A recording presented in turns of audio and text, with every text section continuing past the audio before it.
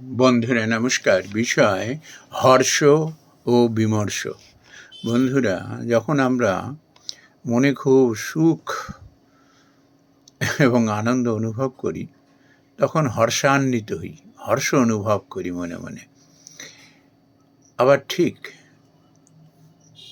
এর উল্টোটা হলো বিমর্ষ, অর্থাৎ মনটা খারাপ, মনে সুখ নেই, বিমর্ষ হয়ে রয়েছে।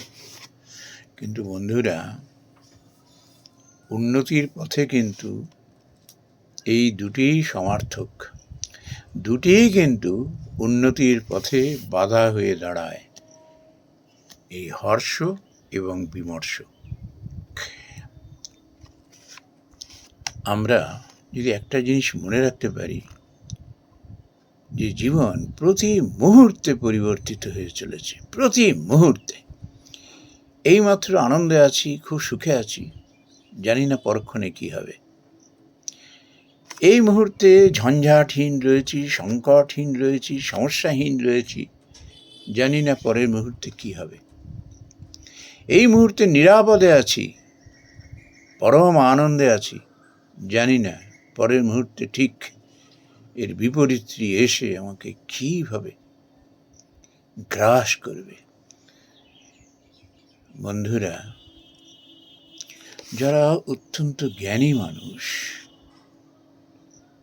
তারা বলেন এরকম, এবং শ্রীমদ্ ভগবদ গীতাতেও ভগবান শ্রীকৃষ্ণ এই উপদেশটি আমাদের দিয়েছেন।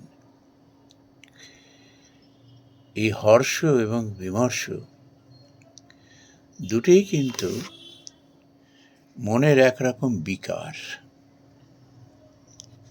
মনের একরকম বিকার। জ্ঞানী মানুষেরা, বিচক্ষণ মানুষেরা এটি সম্পর্কে ভীষণভাবে সচেতন এবং ওয়াকিবহল। যেমন সমুদ্রে পাড়ি দিচ্ছি, উত্তাল সমুদ্রে, সে বিশাল জাহাজ, তবুও মানুষ কিন্তু চিন্তা করতে থাকে যে কোনো মুহূর্তে বিপদ এসে গ্রাস করতে পারে।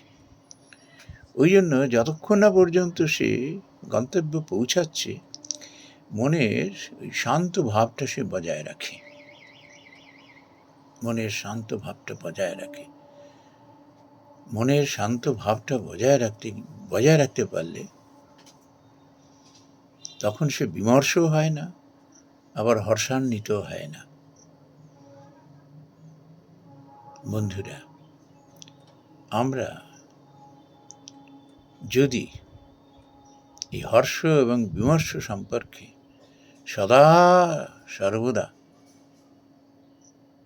সচেতন থাকি না, তাহলে পরে আমরা যখনই কোনো প্রতিকূল অবস্থা ও অনুকূল অবস্থার মধ্যে পড়ব, তখন তো কিন্তু এই স্বভাবটা আমাদের তৈরি হয়ে যায়। দুঃখেষু অনুদ্বিগ্নমনা সুখেষু বিগত স্পৃহা বীত রাগ ভয় ক্রোধ স্থিত ধীমনি উচ্চতে।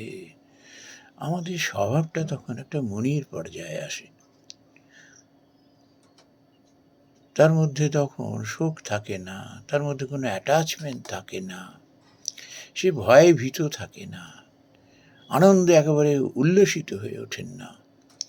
মনটাকে এত ধীর স্থির, যেমন উত্তাল সমুদ্রে, যতই সমুদ্র উত্তাল হোক না কেন, যিনি নাবিক আছেন তিনি কিন্তু মাথা ঠান্ডা করে ওই বড় বড় ঢেউকে কিন্তু সামনা করেন। তিনি কিন্তু মাথাটা ঠান্ডা রাখেন এবং খুব ধীর স্থিরভাবে তিনি কিন্তু ওই জাহাজ নিয়ে গন্তব্যের দিকে পাড়ি দেন। সমুদ্র উত্তাল, ঢেউগুলো একেবারে নাচানাচি করছে যেন উল্লাসে, সে কিন্তু সেদিকে লক্ষ্য রাখেন না, ধীর স্থির থাকেন কিন্তু তার লক্ষ্য পৌঁছানোর পথে। মন ধীর স্থির না হলে প্রতিকূল অবস্থার সঙ্গে লড়া যায় না, চলার প্রতিটি পদে সতর্ক হওয়া যায় না।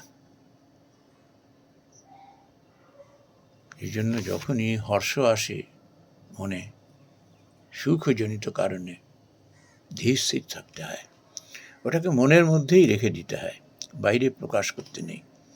ভাবতে হয় এরপরেই তো আবার হর্ষের পরেই তো আবার কোনো প্রতিকূল অবস্থা এসে আবার আমাকে এসে কষ্ট দিতে পারে, কষ্ট দেওয়ার চেষ্টা করবে। জানি এটি সাইক্লিক অর্ডারে চলতেই থাকে। ওই জন্য দুঃখেষু অনুদ্বিগ্না সুখেষু বিগত স্পৃহ, তা স্বভাবটাকে এইভাবে তৈরি করে ফেলেন। আবার বিমর্ষ হলেও ভেঙে পড়েন না।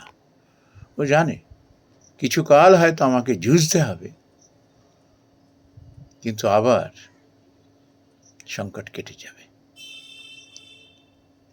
এই জন্য শ্রীমদ্ ভগবদ গীতার এই উপদেশটি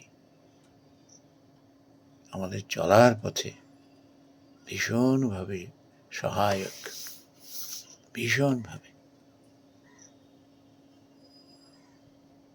আমরা সফলতা অর্জন করি, সাফল্য অর্জন করি, মনে সুখ পাই, তৃপ্তি পাই, কিন্তু এই হর্ষটাকে আমরা ঠিক কন্ট্রোল করতে পারি। ওই জন্যই ঠিক হর্ষটা যখন বিমর্ষের পর্যায়ে এসে যায়, তাকে সামাল দিতে পারি, আমরা ব্যালেন্স করতে পারি। এই জন্য দুটোই মনের মধ্যে রেখে দিতে হয় আর মনকে শান্ত রাখতে হয়।